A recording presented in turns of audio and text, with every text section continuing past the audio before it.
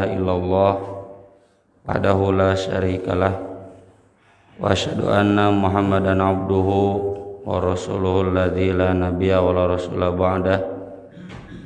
Allahumma shalli wa sallim wa barik ala Muhammad wa ala alihi wa sahbihi wa man tabi'ahum bi ihsan, amma ba'd. Surat Al-Baqarah ayat 213.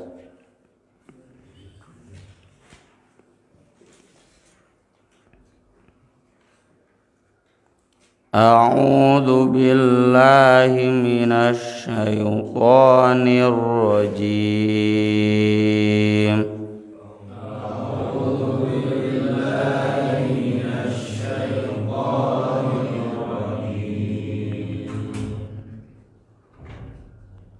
Kanan nasu ummatan wahidatan faba'athallah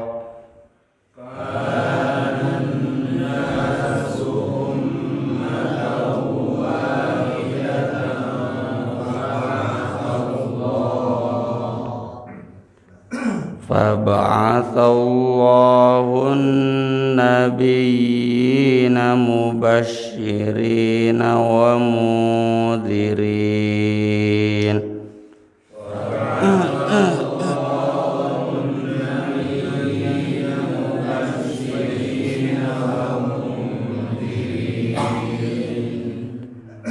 wa anzala ma'ahumul kitaba bil haqqi liyahkuma bainan nasi fima ikhtalafu fihi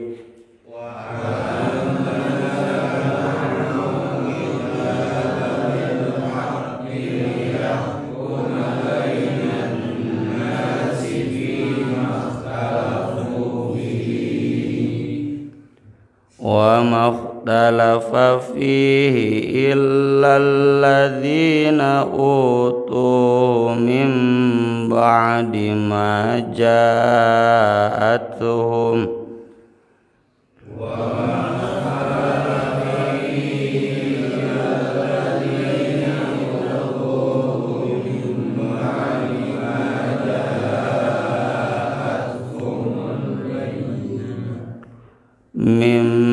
ba'di ma ja'atuhumul bayyinatu baghyan bainahum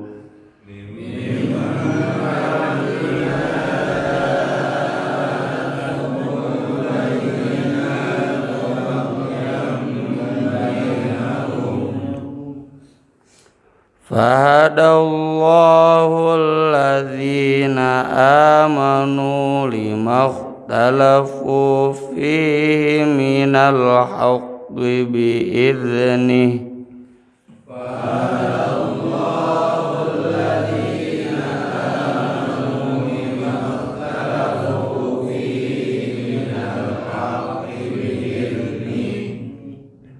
wallahu yahdi man yasha'u ila siratim mustaqim.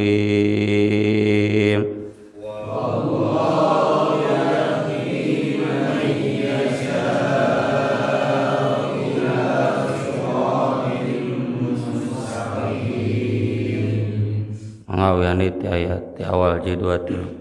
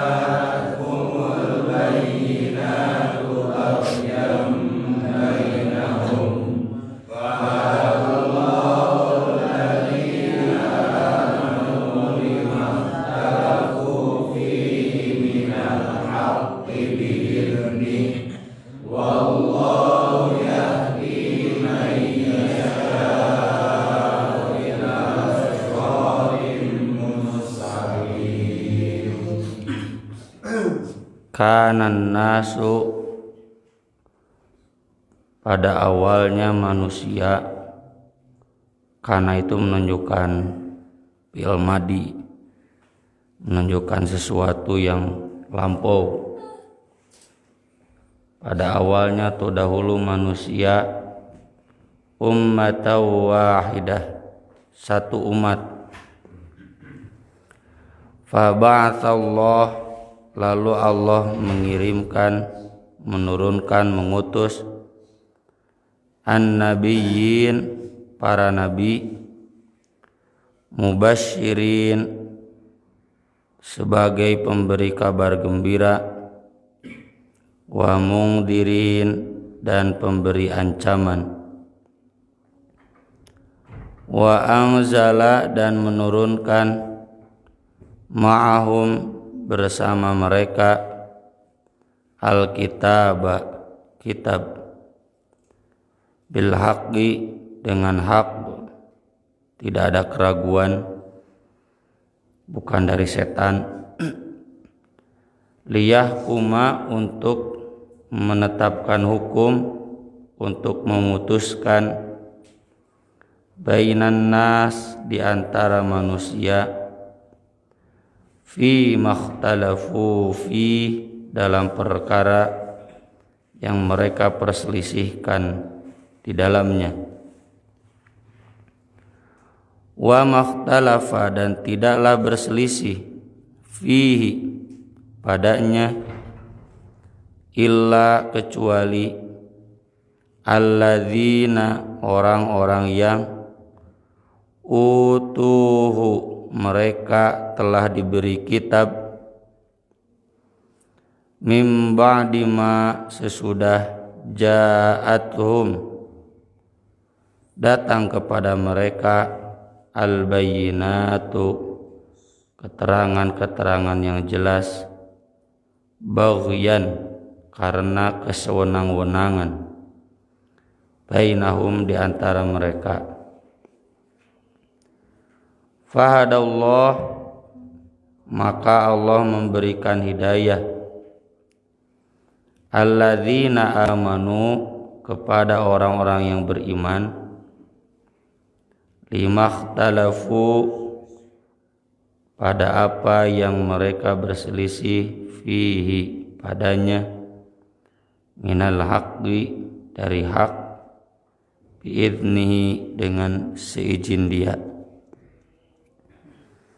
Wallahu, dan Allah, yahdi, memberikan petunjuk, memberi hidayah, mayyasha, kepada yang Dia kehendaki, ila, menuju siratim mustaqim, jalan yang lurus. Ibnu Jarir At-Tabari meriwayatkan dari Ibnu Abbas, beliau menjelaskan jarak antara Nabi Nuh dengan Nabi Adam asyratu qurun, 10 generasi. Kalau satu generasi rata-rata 50 tahun, berarti kurang lebih 500 tahun. Jarak antara Nabi Adam ke Nabi Nuh. Dalam silsilahnya Nabi Nuh teh uyut ke Nabi Adam. Kulluhum ala syariatin minal haq, semuanya dalam satu syariat yang sama. Ini yang dimaksud kanan nasu ummatau wahidah. Pada awalnya manusia itu satu umat Islam. Fakhtalafu, tapi kemudian mereka ikhtilaf. Nah, dari sana Allah mengirimkan faba'athallahun nabiyyina mubasyirin wa mungdirin. Oleh karena itu, kata Imam Ibnu Katsir, fakana awwala rasulin ba'athahullah ila ahlil ard. Dalam hadis jelaskan, dalam hadis syafaat, Rasul pertama yang diutus oleh Allah itu adalah Nabi Nuh. Rasul berarti yang diutus untuk meluruskan ikhtilaf umat. Kalau Nabi Adam, Nabi Idris aman-aman kene, ya belum ada ikhtilaf. Apa penyebab ikhtilaf di zaman Nabi Nuh? Dijelaskan di dalam surat Nuh. Wa qalu la tadharunna alihatakum wa la tadharunna waddaw wa la suwa'an wa la yaghutha wa ya'uqa wa nasra, yaitu mereka mulai menyembah Wad, Suwa', Yaghuth, Ya'uq, Nasr. Ini 5 orang solih yang ada di zaman Nabi Adam, Nabi Idris. Ketika mereka meninggal, orang-orang solih ini dianggap manusia-manusia suci. Kemudian dikunjungi kuburannya, sudah dikunjungi kemudian dipuji, sudah dipuji kemudian diberhalakan. Dan sampai hari ini terbukti kenapa ada banyak agama di dunia.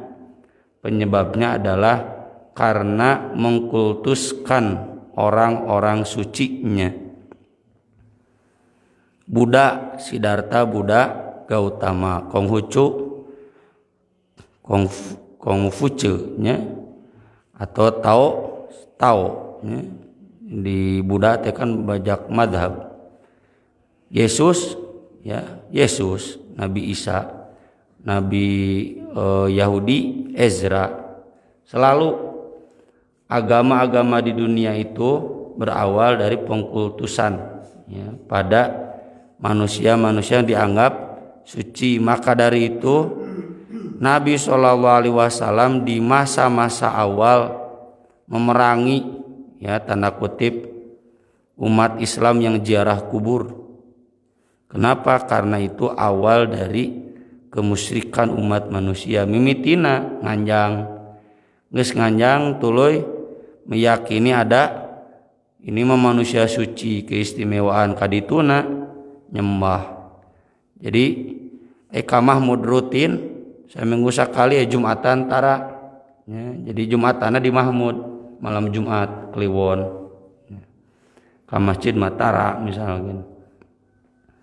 Tapi bukan berarti ziarah kubur haram mutlak, ya. Di masa Nabi SAW di Madinah, Nabi menganjurkan, juga mencontohkan, tapi ziarah kuburnya bukan ziarah kubur ke kuburan tertentu. Nabi juga ziarah kuburnya tidak ke ziarah kubur ayahnya, ziarah kubur ibunya, ziarah kubur kakeknya, atau tokoh-tokoh sebelum Nabi, enggak. Ziarah kubur nu deket ka bake kan, Nabi datang malam-malam menangis, kemudian pulang lagi sholat tahajud, ya. Sudah kita bahas dalam kitab Riyadhus Shalihin hadis-hadis tentang ziarah kubur. Jadi teu kudu jauh-jauh ka Jawa, eta nu deket Porib, ya. Sinaraga tujuannya kan tudzakirul akhirah, mengingatkan kita akan mati. Jadi untuk mengingatkan bahwa saya nanti juga akan mati seperti ini. Ada orang sok ngahajanya ziarah kubur itu kudu ka mana. Jadi mengapa Nabi sangat memerangi ziarah kubur di awal? Karena itu penyebab kemusyrikan. Istilahnya al-ghulu fi sholihin. Nah dari sana mulai Nabi Nuh, terus kesininya Nabi Ibrahim dan para nabi diutus mubasyirin wa mungdirin. Wa anzala ma'ahumul kitab, juga Allah menurunkan kitab, meski yang ada sekarang dikenal cuma 3, karena 3 nabi terakhir, Torah yang dibawa Nabi Musa, kemudian Injil yang dibawa Nabi Isa, atau Zabur yang dibawa Nabi Daud, meski sebenarnya Zabur itu arti Zabur itu kitab gitu. Kemudian Al-Quran yang dibawa oleh Nabi Muhammad SAW. Selebihnya nabi-nabi yang lalu sudah kehilangan jejak. Tongboro nabi yang lalu yang disebutkan namanya di Al-Quran saja, Taurat dan Injil, sudah kehilangan jejak yang aslinya. Tinggal yang palsu-palsunya, yuharrifunal kalima amma wadi'i, yuharrifunal kalima min ba'di mawadi'i. Jadi kita tidak perlu berdiskusi panjang. Jadi cenah kitab Nabi Nuh teh naon, kitab Nabi Musa teh apa, nggak perlu ya. Karena kitab yang wajib diimani secara tafsili, secara detail dengan kandungannya itu hanya Al-Quran yang disebutkan di surat Al-Maidah, muhaiminan alaih. Muhaiminan teh hakiman alaih, yang memutus mana yang benar dan salah dari kitab sebelumnya itu adalah Al-Quran. Kenapa Allah mengirimkan Nabi menurunkan kitab? Liyahkuma bainan nas fi makhtalafu fi, agar bisa menentukan perselisihan yang terjadi di antara manusia, perselisihan dalam agama, yang ini nyembah ini, yang ini nyembah itu. Sederhana, mana kitabnya, mana nabinya, siapa orang yang menerima wahyu dari Allahnya, mana wujud wahyunya ya. Dan sampai hari ini nggak ada yang bisa membuktikan kecuali agama Islam. Yang paling dekat kan agama Kristen dan agama Yahudi, tapi mereka gagal di kitabnya, sudah nggak ada yang genuine ya. Ada 3.000 naskah di Vatikan itu, 3.000 naskah Bible, baik Hebrew Bible, Bible Yahudi atau Bible yang Kristen. Mereka sendiri bingung. Atau sederhananya Injil ada 4, Lukas, Markus, Matius, Yohanes. Dan orang Kristennya sendiri meyakini ini bukan wahyu Allah langsung, ini mah yang ditulis oleh Lukas, yang ditulis oleh Yohanes. Mana isinya beda-beda. Apalagi agama-agama lainnya. Hindu meski punya kitab Tripitaka, dah bukan kitab wahyu teman. Mun aya mah kitab Riyadhus Shalihin ya, kitab tentang akhlak. Kitab Weda tidak berupa wahyu, hanya berupa panduan ya tentang akhlak, tentang dongeng. Jadi untuk menentukan ini betul agama benar, agama dari Allah, ada nggak kitabnya, ada nggak nabinya. Dan nabi itu an-nabiyyin, satu kesatuan. Makanya wala la nufarriqu baina ahadim mir rusuli ya. Jadi kalau misalkan Konghucu itu nabi, kok sendirian dia? Nabi sebelumnya siapa? Ya. Kalau memang Buddha itu nabi, kok dia sendirian? Sebelum Buddha siapa? Nggak bisa, itu harus satu kesatuan dari sejak Nabi Nuh sampai Nabi Muhammad SAW. Nah, kitab yang menjelaskan satu kesatuan Nabi secara menyeluruh itu hanya 3 kitab, ya, Taurat, Injil, dan Quran. Tapi tadi Taurat dan Injil gagal di genuitasnya, ya, originalitasnya gagal, menunjukkan bahwa agama mereka sudah tidak murni. Wa makhtalafa fihi illa alladzina utuhu min ba'di ma ja'atumul bayyinat baghyan bainahum. Nah, uniknya perselisihan yang ada terjadi dalam konteks umat beragama itu seringkali terjadi sesudah datang penjelasan yang jelas. Kenapa mereka kemudian masih berselisih? Baghyan, karena kesewenang-wenangan ya. Baghyan itu bisa emosi yang berlebih, kesombongan, ngerasa gengsi, malu ya, terlalu taat kepada adat, tidak mau melepaskan adat demi mengikuti agama, itu baghyan. Dan ini jadi pelajaran ya bagi kita dalam hal apapun. Jangan sampai baghyan menghalangi kita dari mendapatkan kebenaran ketika kita berikhtilaf. Tong jauh-jauh lah ketika kita ikhtilaf dengan istri kita, emosinya agak diturunkan sedikit ya, memakai emosi kadang sesudah kita sadar tahu dah haroream di bejaan ku pamajikan ya, ngambek we gitu. Urang teh apal itu salah kulantaran pamajikan nyarekan teh heula jadi nafsu we ka urang nah gitu ya. Itu bagian, atau sebaliknya istri juga demikian. Dalam hidup masyarakat apalagi dalam konteks ikhtilaf fikih ya, ikhtilaf akidah, tapi ikhtilafnya ikhtilaf yang ditolerir sama salafi jeung kholafi ya, itu selamanya masih ada bagian malakur-akur. Salafi tetap nyebut kholafi ahli bid'ah tetap nyebut salafi wahabi dek nepi ka irah akurna ya. Sama ya dalam fikih juga demikian. Jadi masing-masingnya harus menghilangkan bagian kesewenang-wenangan ya, berlebihan, kedengkian, pokoknya hal yang menyimpang dalam hati itu penyebab bagian. Fahadallahu alladhina amanu limakhtalafu fihi minal haqqi bi'idni. Nah, apa yang diperselisihkan oleh umat-umat terdahulu dalam konteks umat Islam yang paling dekat Yahudi dan Kristen, itu umat Islam kemudian diberikan hidayah yang semula sesuai dengan izin Allah. Imam Ibnu Katsir di sini mengutip penjelasan dari Zaid bin Aslam, seorang mufassir tabi'in, berdasarkan hadis Nabi sallallahu alaihi wasallam, nahnul akhirun al-awwalun yaumal qiyamah.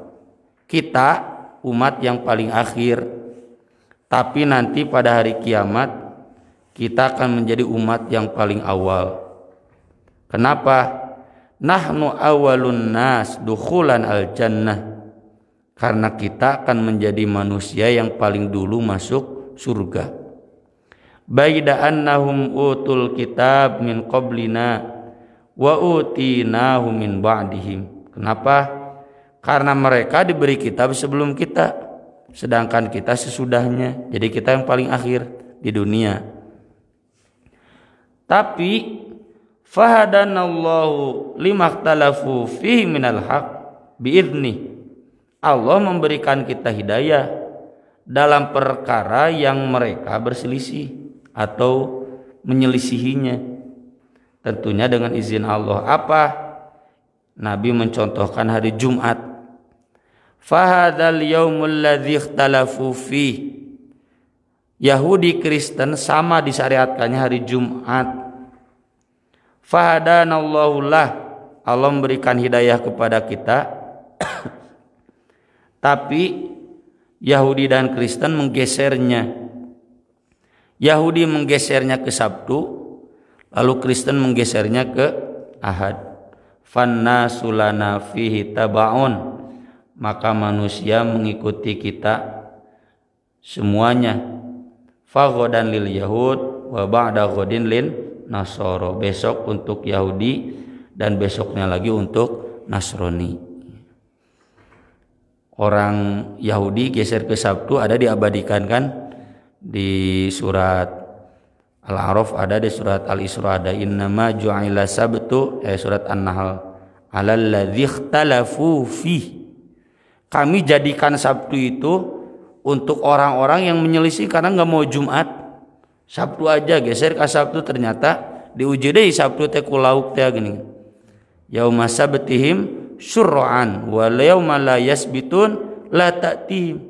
Mendadak hari Sabtu teh ikan itu narembongan teu kudu dipancing oge.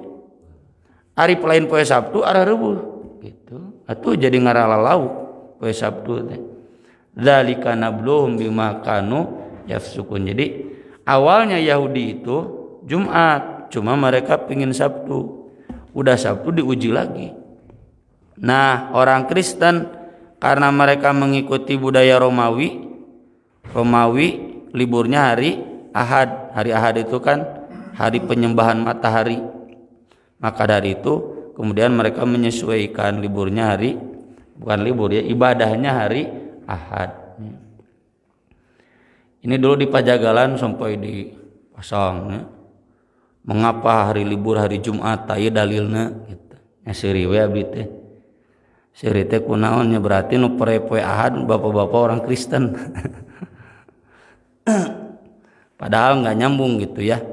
Ini justru menegaskan hari ibadah. Hari ibadah itu bagi orang Islam hari Jumat, hari raya ibadah. Nah kalau kita hari Sabtu, hari Ahad beribadah takakara Yahudi Kristen aik itu mah liburannya kan teh ibadah kan teu nanaon. Jadi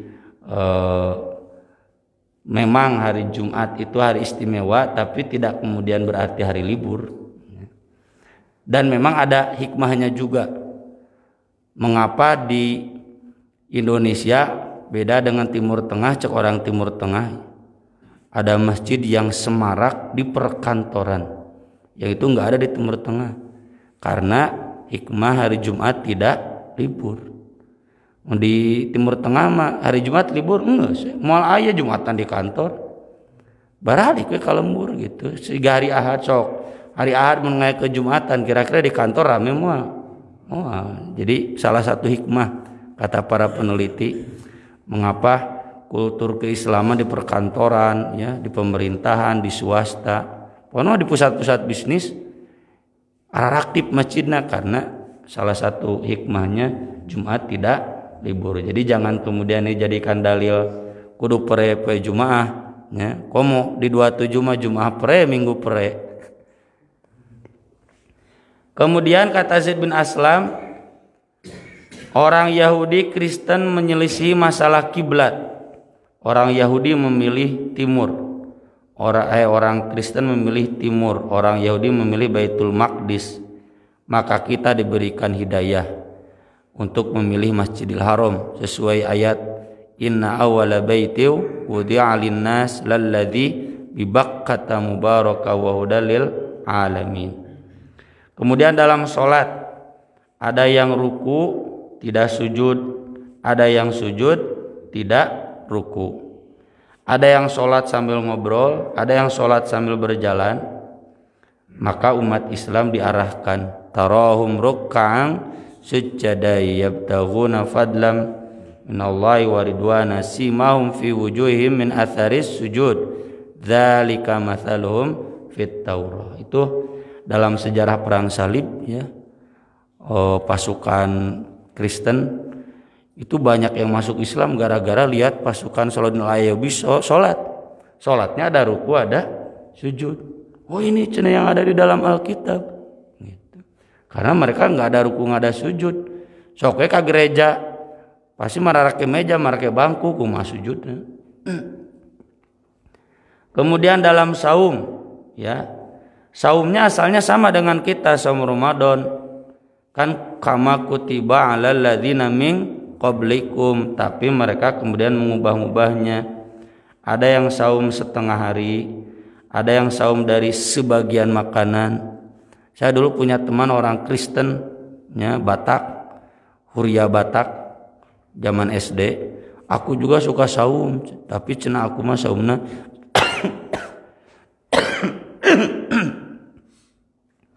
saum makan daging cenah gitu. Saumnya saum dari misalkan daging sapi, daging ayam gitu. Jadi ada saum di mereka tapi saumnya sudah berubah.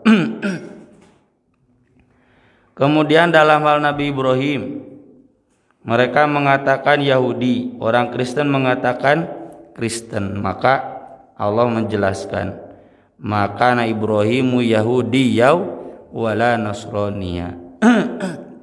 Sederhana saja. Yahudi itu kan berarti turunan Yahudi. Nabi Ibrahim wafat, Yahudina can lahir.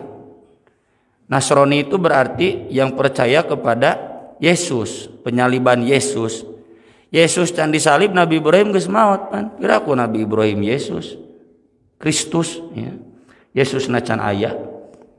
Maka itu Al-Qur'an banyak merujuk kisah Nabi Ibrahim, bahwa Nabi Ibrahim itu terlepas dari penyembahan berhala. Itu yang dimaksud hanifan musliman wa makana minal musyrikin. Demikian juga tentang Nabi Isa dan hal-hal lainnya. Kalau dalam diskursus studi agama itu yang sering dikeluhkan oleh orang Kristen, orang Yahudi, kitab Yahudi dan kitab Kristen itu tidak mengkritik Al-Quran, tapi Al-Quran mengkritik habis kitab Yahudi dan kitab Kristen. Jadi itu bisa counter attack orang Kristen deh gitu. Kenapa? Karena semua kebobrokan Yahudi Kristen aya di Al-Quran, tapi orang Kristen Yahudi itu bisa nembak Al-Quran gitu nya, rasain ya. Itu yang dimaksud fahadallahu alladzina amanu limakhtalafu fi minal haqqi biidzni. Ini satu keunggulan, satu kemuliaan bagi kita sebagai umat yang diutus kepada kita Nabi Muhammad SAW dan diturunkan Al-Quran. Wallahu yahdi may yasha ila siratim mustaqim. Oleh karena itu ada dalam Bukhari Muslim salah satu doa Nabi dalam sholat malam, Allahumma rabba Jibril wa Mikail wa Israfil fatiras samawati wal ard alimal ghaibi wasyahadah anta tahkumu baina ibadika fima kanu fihi yakhtalifun ihdini limakhtalafa fihi minal haqqi biidnik innaka tahdi man tasya'u ila siratim mustaqim. Tata ngagabungkeun surat Al-Maidah jeung surat Al-Baqarah. Ieu barilah hafalkeun ya. Mudah-mudahan kita juga bisa mengamalkan betapa berharganya hidayah yang Allah berikan kepada kita dalam hal-hal yang Yahudi Kristen atau umat sebelumnya tidak bisa konsisten dalam hidayah tersebut. Aqulu qouli hadza wa astaghfirullah li wa lakum subhanakallahumma bihamdik asyhadu an la ilaha illa anta astaghfiruka wa atubu ilaik. Wassalatu wassalamu ala Rasulillah. Wassalamu alaikum warahmatullahi wabarakatuh.